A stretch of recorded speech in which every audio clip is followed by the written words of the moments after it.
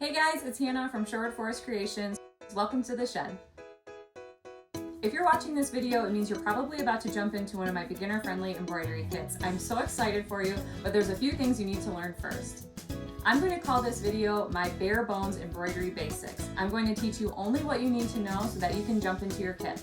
But after you've completed your finished piece and you fall in love with embroidery, you can head back to my website and join the Foundations of Embroidery online workshop.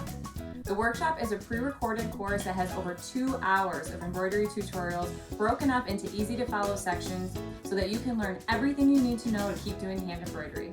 There's even a full section on stitching on clothing and hats and tote bags. Plus, you'll get 2 free designs to get you rolling. But for now, let's just learn the bare bones embroidery basics. Here's what you need to know. You never want there to be any loose spots in the fabric. So before you get started stitching, make sure you pull the fabric around the outer edges of the hoop and give the screw a couple of cranks to make sure that that fabric is nice and tight like a drum.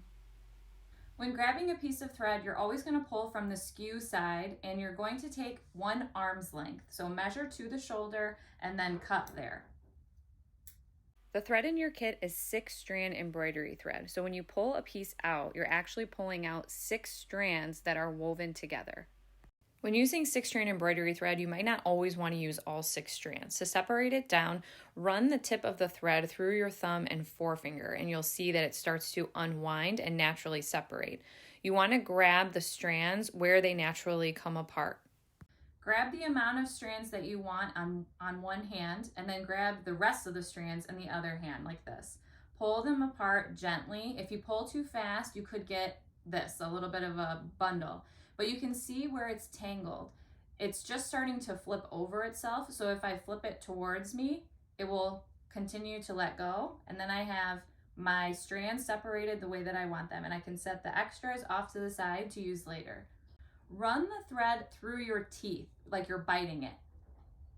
This will not only get it slick, but it'll also make it flat so it lines up with the eye of the needle better. Hold your thread very close to the end so that it's not wobbly on you. Bring your needle to the thread. Don't try to bring your thread to the needle. Brace your hands on each other to make them more steady, and then slip that thread through the eye of the needle and then pinch it as soon as it pops through and pull it the rest of the way. Once you've threaded your needle, you're going to want to move it so that you have a short end and a long end. The short end will be called your tail. In most cases, you're going to want to put a knot at the end of that long piece before you get started stitching. You can do that in a number of different ways. Here I'm just doing a regular old knot, and I'm going to do it twice so I form a double knot or a square knot. This will act as an anchor for my thread. An anchor knot is the simplest and fastest way to start your thread. You'll have a knot at the end of that long piece, and you'll come up behind your fabric and anchor that knot in the back.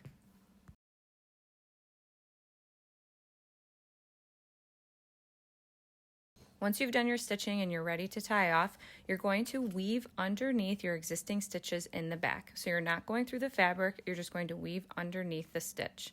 Come back to the starting side and then weave underneath again, moving down the length of your stitches, trying to avoid creating extra bulk underneath one stitch.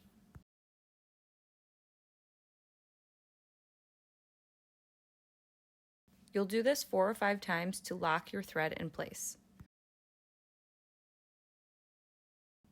Once it's secure, you can go ahead and pull up on your thread and clip the thread close to your stitches, but of course, don't clip your stitches. An away knot is one way to go knotless. So you're going to start with a knot, but you're going to poke into the fabric away from where you're going to actually do your stitching.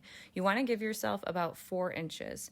Then you're going to come up at your start point and do your stitching. Once you're done stitching, you'll flip over and tie off in the back just like you learned in that previous video, weaving underneath your existing stitches.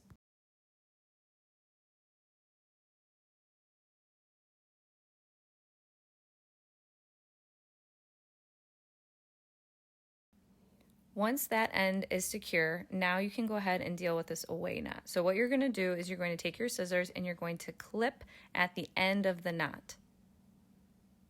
Now you have this free piece of thread where your stitches started. You'll rethread your needle with this piece. Now you'll tie off this piece just like you did with the other end. This is one of the easier ways to go completely knotless.